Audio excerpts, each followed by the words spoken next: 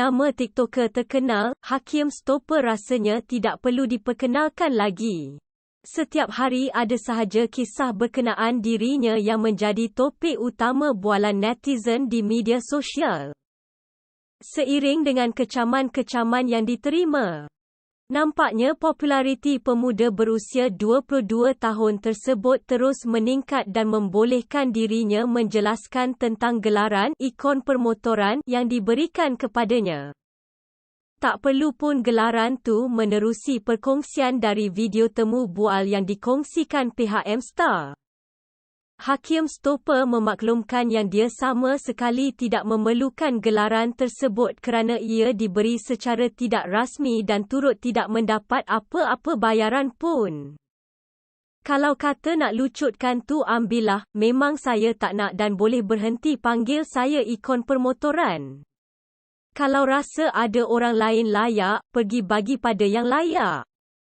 Netizen mengecam saya seolah-olah saya menerima ikon permotoran tu secara rasmi. Itu yang buat saya rasa marah sikit, padahal perkara itu tidak benar, gaji pun tiada buat apa saya nak ambil, katanya.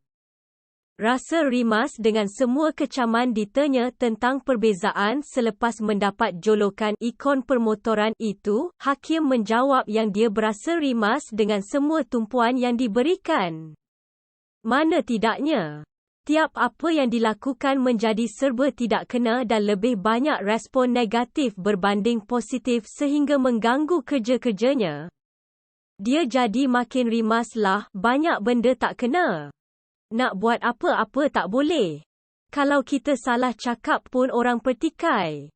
Nak menegur tu okey, tapi jangan sampai menghina.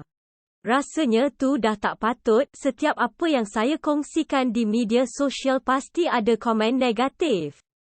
Jadi rasa tu macam masalah. Saya nak berniaga, orang kacau, buat video YouTube orang kacau. Dah 4 bulan macam tu, luahnya. Namun begitu, dia sama sekali tidak akan menyerah dengan apa yang terjadi kerana sudah berusaha dari awal untuk membangunkan apa yang dilakukan sekarang. Pemilik nama sebenar Muhammad Sazri Hakim Jaafar itu juga sempat memberitahu yang dia sama sekali tidak kisah atau koyak jika orang ramai menghentamnya. Namun jangan sesekali buat begitu kepada ibu bapanya yang masih hidup. Hentam saya boleh terima. Mak ayah saya jangan. Mak ayah saya hidup lagi. Nak kutuk saya cacat, saya tak kisah. Saya koyak kalau sentuh mak ayah saya, ujarnya tak larat nak pegang gelaran ikon permotoran dalam pada itu. Hakim juga memaklumkan dia sudah tidak larat memegang gelaran ikon permotoran dan kalau diberi peluang, dia sudah tidak mahu dipanggil sebegitu lagi. Kita bagi kepada orang selayaknya. Saya penat diperli-perli. Tak larat dah nak menjawab. Saya ada banyak benda lagi nak buat, boleh berhenti panggil saya ikon permotoran. Mereka buat saya seolah-olah saya menerimanya secara rasmi. Padahal surat takde, gaji pun takde, bercerita tentang penerimaan terhadap kecaman-kecaman tersebut. Pemuda itu mengakui banyak bersabar dan memohon kepada Tuhan supaya diberi kesabaran agar tidak mengganggu kesihatan mentalnya.